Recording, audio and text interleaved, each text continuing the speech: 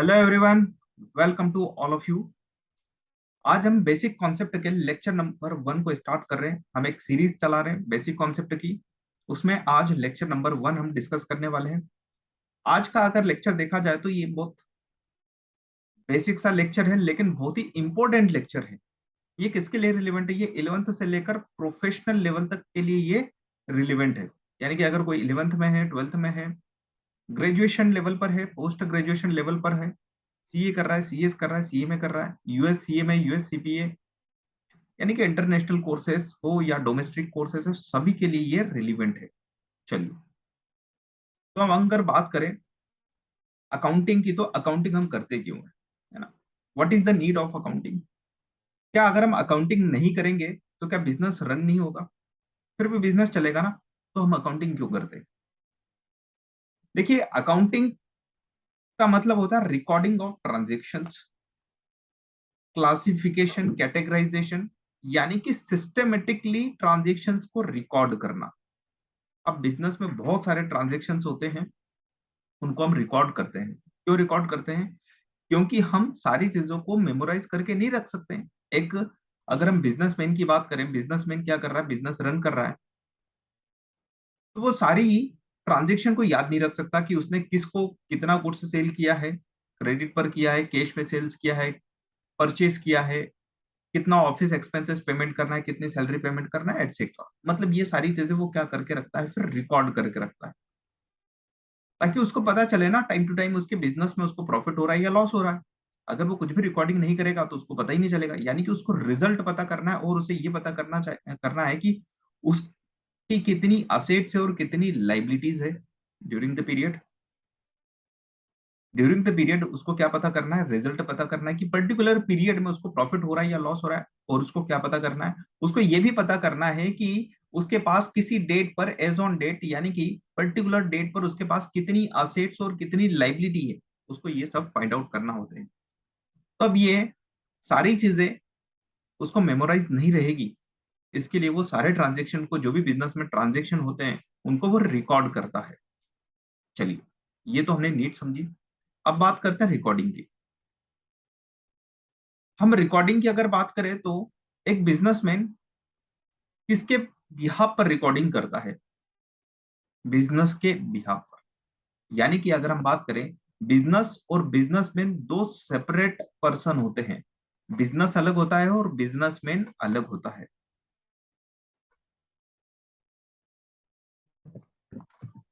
Business अलग चीज है और बिजनेसमैन,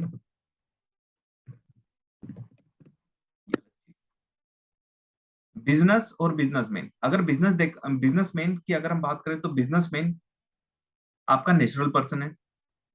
बिजनेस क्या है? आपका आर्टिफिशियल पर्सन। ठीक है ना? ये कोई पर्सन नहीं है, लेकिन फिर भी एज्यूम्ड कर लिया गया है, मान लिया गया है कि अकाउंटिंग के पर्पज से हम बिजनेस को सेपरेट पर्सन मान के चलते हैं, तभी हम अकाउंटिंग कर पाते हैं। यानी कि हम अकाउंटिंग कहां पर कर रहे हैं? हम अकाउंटिंग कर रहे हैं बिजनेस की बुक्स में, ना कि बिजनेसमैन की बुक्स में। ये पता होना चाहिए आपको। इसको बोलते हैं सेपरेट एंटिटी कॉन्सेप्ट। बिजनेस और बिजनेसमैन दोनों अलग अलग पर्सन है। अब देखो, ये बिजनेस जो है ना, ये आर्टिफिशियल पर्सन है, ये सब कुछ रिकॉर्डिंग नहीं करेगा। मतलब काम कौन करेगा? सब कुछ काम बिजनेसमैन करेगा, या फिर बिजनेसमैन किसी को अपॉइंट कर लेगा, जैसे अकाउंटेंट हुआ। तो जो बिजनेस है, ये कुछ भी नहीं करता, बस ये एक आर्टिफिशियल पर्सन है। अकाउंटिंग के पॉइंट ऑफ व्यू से हम इसको भी एक पर्सन मान के चलते हैं। अब इसने काम दे दिया पूरा बिजनेसमैन को कि आप क्या करो? अकाउंटिंग करो। ठीक है। अब बिजनेसमैन क्या करेगा? रिकॉर्डिंग करेगा। तो रिकॉर्डिंग कैसे करेगा? कुछ सेट ऑफ रूल्स होंगे, प्रिंसिपल्स होंगे। सपोज दैट इस बिजनेसमैन को कुछ भी नहीं पता, ये तो अपना बिजनेस करना जानता है, इसको कुछ भी नहीं पता। तो इसने कुछ बिजनेस में ट्रांजेक्शन हुए, उनको रिकॉर्ड किया। तो कैसे रिकॉर्ड किया होगा, थोड़ा सा हम वो देख लेते, ताकि हम हिस्ट्री में चले जाएं कि जो रूल्स बने होंगे वो क्यों बने होंगे। मैंने कुछ यहाँ पर ट्रांजेक्शन लिखे हुए। अब इस बिजनेसमैन का नाम है, सपोज दैट रोहित नाम है। इसने अपना बिजनेस स्टार्ट किया, लैपटॉप का बिजनेस है, लैपटॉप में डील करेगा, है ना? लैपटॉप परचेस करेगा, लैपटॉप सेल करेगा। ठीक है। यहाँ पर इसने कुछ ड्यूरिंग द पीरियड क्या करे? ट्रांजेक्शन करे। इसने बिजनेस स्टार्ट किया। Rohit started business with cash 10,000, यानी कि इसने 10,000 डॉलर का क्या लगाया, कैपिटल कंट्रीब्यूशन किया, यानी कि इसने कंट्रीब्यूशन कितना दिया बिजनेस में, $10,000 का कंट्रीब्यूशन किया। इसने बैंक अकाउंट ओपन किया, वहां पर कुछ डिपॉजिट किया है, इसने फर्नीचर परचेज किया है, इसने गुड्स परचेज किया है क्रेडिट पर, गुड्स परचेज किया है कैश में, गुड्स सेल्स किया है क्रेडिट पर, गुड्स सेल किया है कैश में, रेंट पे कर रहा है, कुछ विड्रॉल कर रहा है मनी पर्सनल यूज के लिए, इसको मनी रिसीव्ड हो रहा है, जो इसने क्रेडिट पर गुड्स सेल किया था उससे कुछ मनी रिसीव्ड हो रहा है, जो इसने गुड्स परचेज किया था क्रेडिट पर उसका कुछ पेमेंट कर रहा है। तो इसने क्या करा, इसने कोई रूल फॉलो नहीं किया, रिकॉर्डिंग के लिए कोई रूल फॉलो नहीं कर रहा है, ये क्या कर रहा है, ये जस्ट एक रिकॉर्ड कर रहा है। तो क्या यही अकाउंटिंग है क्या, नहीं। इसने तो क्या करा है, ओनली यहाँ पर रिकॉर्ड कर लिया, क्या रिकॉर्ड कर लिया कि क्या क्या ट्रांजेक्शन हुए हैं, है ना। हम इसकी बात कर ही नहीं रहे, हम अकाउंटिंग की बात कर रहे हैं, अकाउंटिंग इससे आगे है। तो अकाउंटिंग क्या करती है, अकाउंटिंग एक सिस्टमेटिक या ऑर्गेनाइज्ड मैनर में क्या है, ट्रांजेक्शन को रिकॉर्ड करना। अभी ये सिस्टमेटिक नहीं है।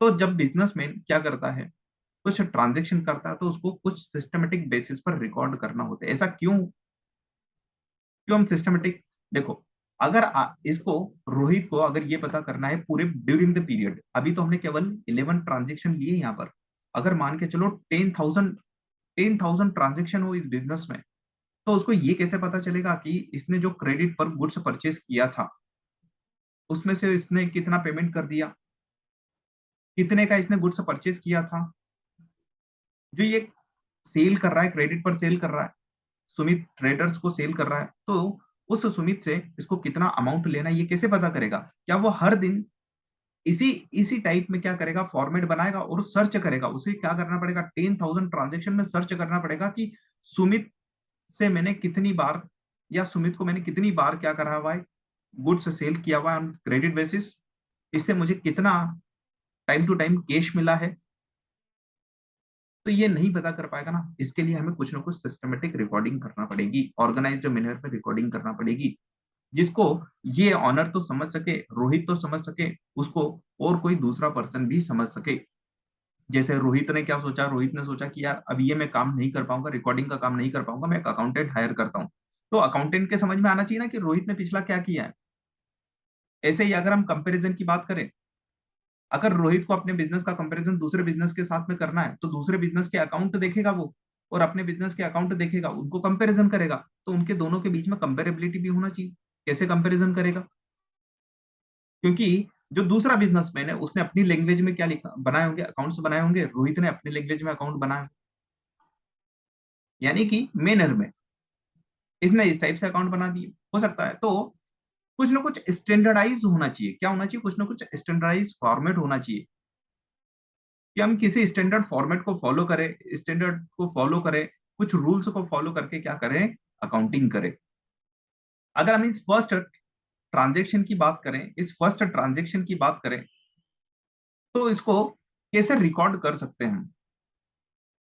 सपोज दैट आपको अकाउंटिंग के प्रिंसिपल नहीं पता, रूल्स नहीं पता कि कैसे रिकॉर्ड होते हैं, तो हम सिंपली क्या बोलेंगे, देखो हमारे पास से क्या जा रहा है, कैश जा रहा है, cash, 2 second.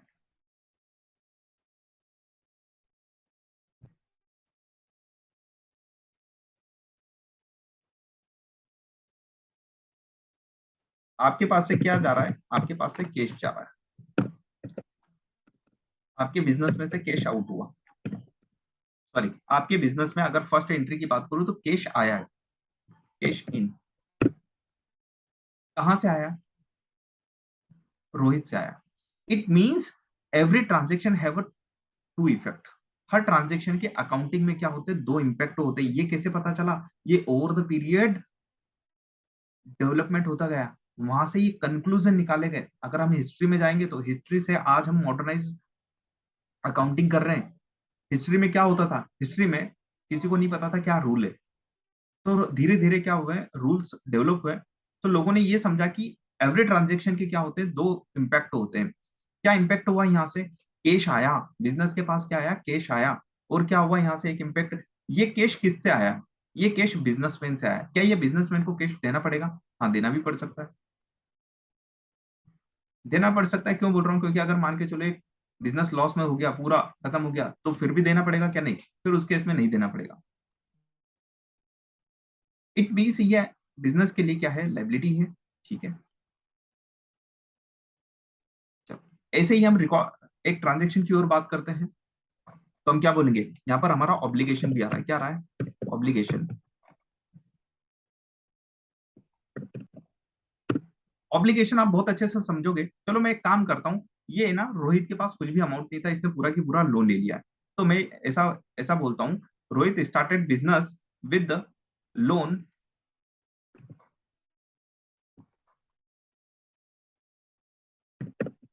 Loan amount.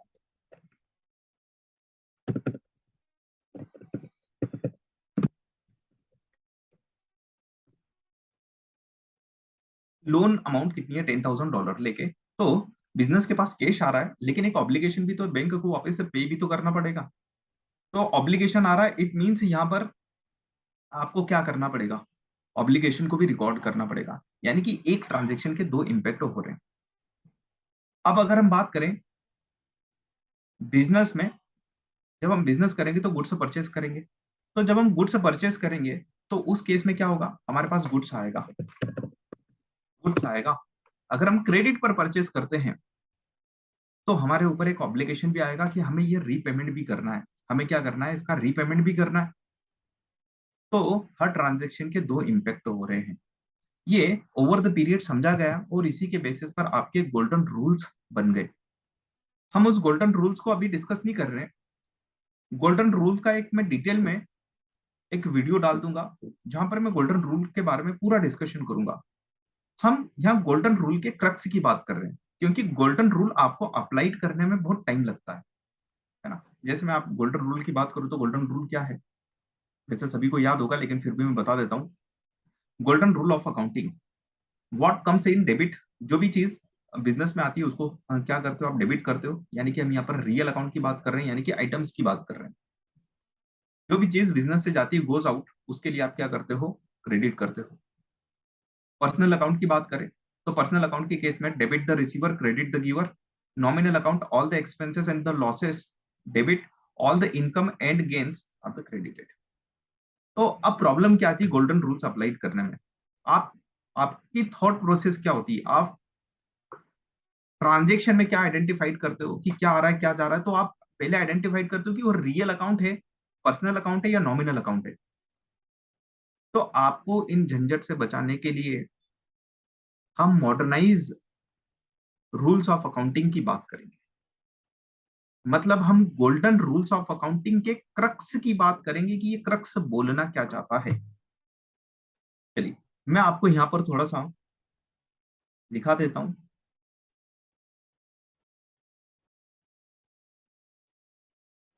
2 second.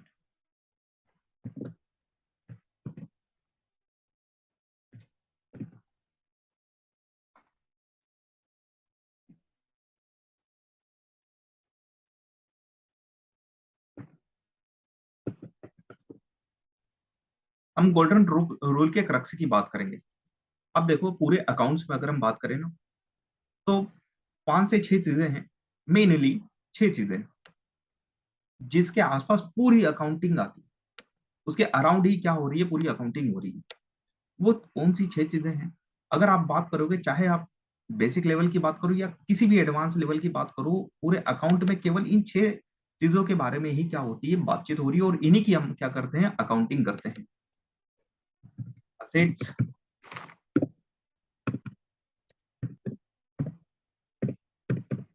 Liability, expenses, income, profit और लॉसेस।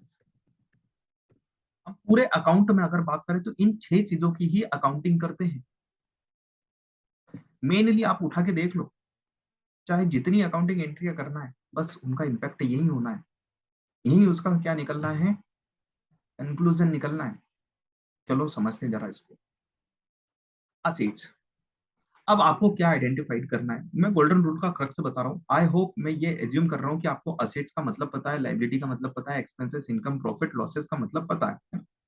बेसिक अंडरस्टैंडिंग है आपको असेट्स का मतलब क्या होता है, ठीक है। फिर भी हम इसके मीनिंग को समझेंगे। मैं पहले एक बार रूल आपको लिखवा देता हूँ। असेट्स तो आप क्या करोगे, मतलब कि जब भी आप कोई बिजनेस में ट्रांजेक्शन होता है, आपके बिजनेस में कोई ट्रांजेक्शन होता है, तो उस बिजनेस ट्रांजेक्शन का इंपैक्ट क्या हो रहा है, उसकी वजह से आपके असेट्स इंक्रीज हो रहे हैं या डिक्रीज हो रहे हैं। आपको क्या सोचना है कि आपके उस ट्रांजेक्शन की वजह से असेट्स इंक्रीज हो रहा है या डिक्रीज हो रहा है। फॉर एग्जाम्पल, असेट्स का एग्जाम्पल लू मैं, furniture, furniture is your assets, ठीक है। प्लांट एंड मशीनरी, बिल्डिंग, ये आपकी असेट्स हो, ठीक। अगर मान के चलो आप कोई बिल्डिंग परचेस कर रहे हो, तो बिल्डिंग क्या हो रही है यहाँ पर, आपके बिजनेस में इंक्रीज हो रही है ना, मतलब आपके असेट्स इंक्रीज हो रहे हैं। तो असेट्स जब भी इंक्रीज होंगे तो आप उसको क्या करोगे, जनरल रूल क्या है ना, उसको आप डेबिट करोगे। क्या करोगे, डेबिट करोगे। इंक्रीज, जब भी कोई चीज इंक्रीज होगी, यानी कि हम किसकी बात कर रहे हैं यहाँ पर, हम असेट्स की बात कर रहे हैं। अगर असेट्स इंक्रीज होगी तो आपको क्या करना है, आपको डेबिट करना है। लेकिन सर अगर असेट्स डिक्रीज हो तो आपको क्या करना है, उसको क्रेडिट करना है। सर इसका कोई एग्जांपल, बिल्कुल एग्जांपल लेते हैं।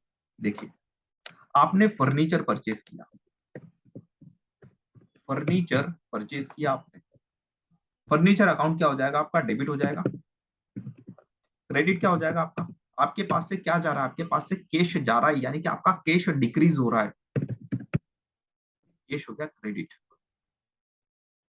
असेट्स अकाउंट क्या होते हैं, डेबिट होते हैं, ठीक है। तो हमने अभी देखा, अगर आपका असेट्स इंक्रीज हो रहा है, यानी कि इस केस में अगर देखोगे ना, इस ट्रांजेक्शन का इंपैक्ट क्या हुआ, इस ट्रांजेक्शन की वजह से आपकी एक असेट्स तो इंक्रीज हो रही है, लेकिन दूसरी असेट्स डिक्रीज भी हो रही है। क्या हमेशा ऐसा ही होगा क्या कि एक असेट से डिक्रीज होगी, दूसरी असेट से इंक्रीज होगी? नहीं, ऐसा नहीं है। हम यहाँ पर दूसरा एग्जांपल लेते हैं। आपने लोन का रीपेमेंट किया, आप क्या कर रहे हो, लोन को पेमेंट कर रहे हो, लोन को पेमेंट कर रहे हो। लोन मतलब कि आपकी लाइबिलिटी, लोन मतलब आपकी लाइबिलिटी। जब भी आपकी लाइबिलिटी इंक्रीज होगी, ध्यान रखना मैं क्या बोल रहा हूं, जब भी आपकी लाइबिलिटी इंक्रीज होगी तो आप उससे क्या करोगे, क्रेडिट करोगे। लेकिन ये जब डिक्रीज होगी तो क्या करना है, फिर डिक्रीज के केस में आपको इसको डेबिट करना है, यानी कि जस्ट अपोजिट इफेक्ट, है ना। अगर आपकी कोई जनरल रूल क्या है, इंक्रीज जब होंगे तो ये असेट से डेबिट होते हैं, लाइबिलिटी क्रेडिट होती है। तो जब डिक्रीज होगी तो क्या हो जाएगी, ये डेबिट हो जाएगी, ठीक है। तो यहाँ पर हम एग्जांपल लेते हैं। देखो, आपने लोन का रीपेमेंट किया, लोन मतलब आपकी लाइबिलिटी। तो जब आप लाइबिलिटी का पेमेंट करोगे तो लाइबिलिटी आपकी इंक्रीज होगी या डिक्रीज होगी, आपकी लाइबिलिटी डिक्रीज होगी। तो आपकी जब लाइबिलिटी डिक्रीज होगी तो लाइबिलिटी अकाउंट को क्या करोगे, आप डेबिट कर दोगे। तो हमने लोन अकाउंट को यहाँ पर क्या कर दिया, डेबिट कर दिया। क्रेडिट क्या करें, हमारे पास से असेट्स डिक्रीज होगी, हम कैश में पेमेंट करेंगे तो कैश हमारा कम हो जाएगा। तो कैश हमारा यहाँ पर कम हो गया, तो हमने कैश अकाउंट को कर दिया क्रेडिट।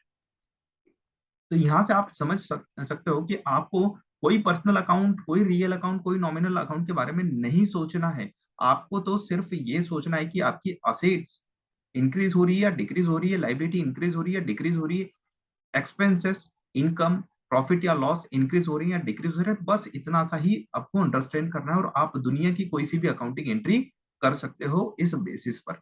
ये कोई नई चीज नहीं है, ये आपके गोल्डन रूल का ही क्रक्स है, जिसको मॉडर्नाइज अकाउंटिंग रूल भी बोलते हैं। चलिए, अब हम बात करें एक्सपेंसेस। जब आपके एक्सपेंसेस इंक्रीज होंगे तो आप क्या करोगे, उसको डेबिट करोगे। जब आपकी इनकम इंक्रीज होगी तो आप उसको क्या करोगे, क्रेडिट करोगे। जब प्रॉफिट इंक्रीज होगा तो उसको क्या करोगे, क्रेडिट करोगे। लॉसेस इंक्रीज होगा तो उसको क्या करोगे, डेबिट करोगे। और जब ये डिक्रीज होंगे या रिवर्सल होंगे तो जस्ट उसका अपोजिट इंपैक्ट। एक्सपेंसेस क्या होंगे, credit, income debit, profit debit, losses credit in case of decrease, यानी कि जस्ट अपोजिट। तो आपको सबसे पहली चीज क्या पता होना चाहिए, इंक्रीज के केस में क्या होगा। देखो, इंक्रीज के केस में, क्योंकि ये इसका जनरल नेचर है, असेट्स अकाउंट क्या होते हैं, बाय डिफॉल्ट ये डेबिट साइड होता है। इनका जो बैलेंस निकल के आता है वो डेबिट साइड निकल, डेबिट बैलेंस निकल के आता है, और लाइबिलिटी का क्रेडिट बैलेंस निकल के आता है। तो इसलिए हम क्या बोल रहे हैं, बाय डिफॉल्ट असेट्स अकाउंट क्या होता है, डेबिट होता है। लाइबिलिटी अकाउंट आपका क्रेडिट होता है। एक्सपेंसेस अकाउंट आपका डेबिट होता है और इनकम अकाउंट आपका क्रेडिट होता है। प्रॉफिट अकाउंट या गेन अकाउंट बोल सकते हैं इसको हम, क्रेडिट होता है, लॉसेस आपका डेबिट होता है। अब ये याद करना बड़ी मुश्किल हो गया, सर आपने एक चीज तो मना कर दी याद करने के लिए और दूसरी चीज याद करवा रहे हो। चलो इसका भी क्रक्स निकाल लेते हैं, है ना, इसको भी हम क्या कर लेते हैं, समराइज कर लेते हैं, ग्रुपिंग कर लेते हैं। देखो इसकी भी,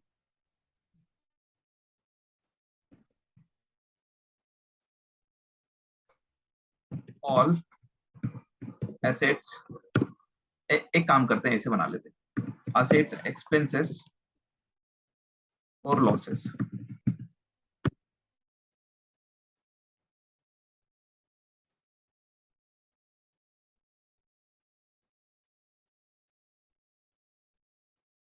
ये एक ग्रुप बन गया हमारा, किसका, असेट्स एक्सपेंसेस और लॉसेस। ये तीनों अकाउंट आपके डेबिट होते हैं in case of increase. Increase होगा तो क्या होगा, ये डेबिट होगा। डिक्रीज के केस में क्या होगा, डिक्रीज के केस में क्रेडिट होगा।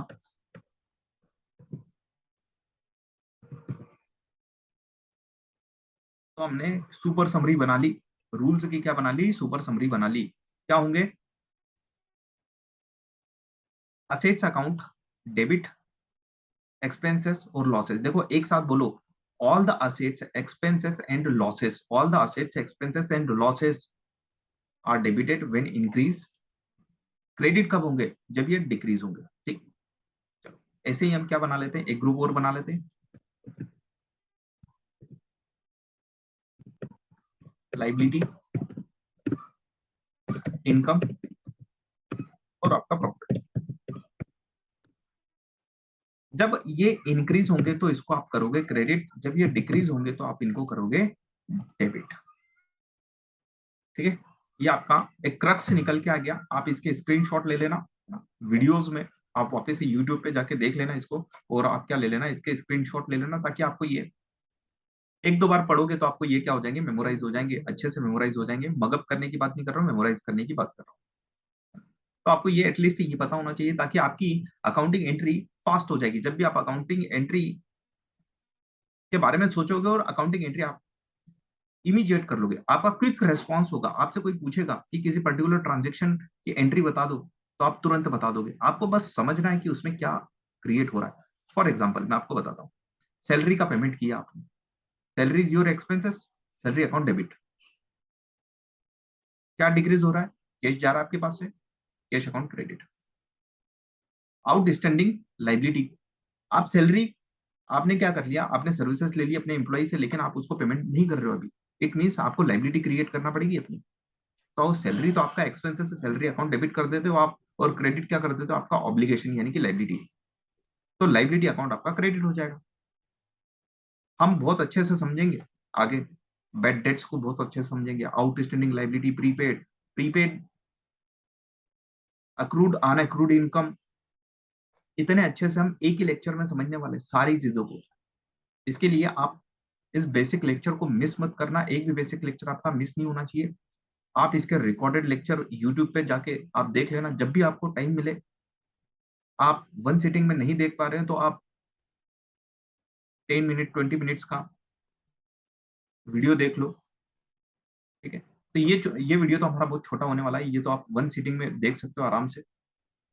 चलिए, तो हमने क्या देखा यहाँ पर, अकाउंटिंग कैसे करना है। ठीक है, तो वापिस से मैं आ जाऊं, एक बिजनेसमैन ने बिजनेस स्टार्ट किया, है ना, वो क्या करता है, रिकॉर्डिंग करता है। अब जब बिजनेसमैन कोई भी ट्रांजेक्शन करता है किसी के साथ में, सपोज दैट उसने गुड्स से सेल किया, है ना, क्रेडिट पर सेल्स किया, तो वो एक डॉक्यूमेंट अपने यहाँ पर जनरेट करता है, अपने यहाँ पर एक डॉक्यूमेंट बनाता है। तो क्या बनाएगा वो, अपने यहाँ पर एक डॉक्यूमेंट बनाएगा। उस डॉक्यूमेंट उस डॉक्यूमेंट को क्या बोलता है वो, उसने क्या करा हुआ है, क्रेडिट सेल्स किया है, गुड्स क्या करा हुआ है, क्रेडिट पर सेल्स किया उसने। तो उसने अपने यहाँ पर एक डॉक्यूमेंट जनरेट किया, इस डॉक्यूमेंट को बोलते हैं इनवॉइस। क्या बोलते हैं इसको, इनवॉइस बोलते हैं। मतलब कि एक बिजनेसमैन क्या करता है, इस इनवॉइस को प्रिपेयर करता है, और इस इनवॉइस के बेसिस पर क्या करता है, फिर वो रिकॉर्डिंग करता है। अपनी बुक्स में कहाँ रिकॉर्डिंग करता है वो, इस इनवाइस के बेसिस पर ही क्या करता है, वो रिकॉर्डिंग करता है। यानी कि ये जो इनवाइस है ये इसके लिए क्या है, सोर्स डॉक्यूमेंट है। क्या है, सोर्स डॉक्यूमेंट। क्या है ये, सोर्स डॉक्यूमेंट। और इसी के बेसिस पर वो क्या करेगा, ट्रांजेक्शन को रिकॉर्ड करेगा। Recording of transaction.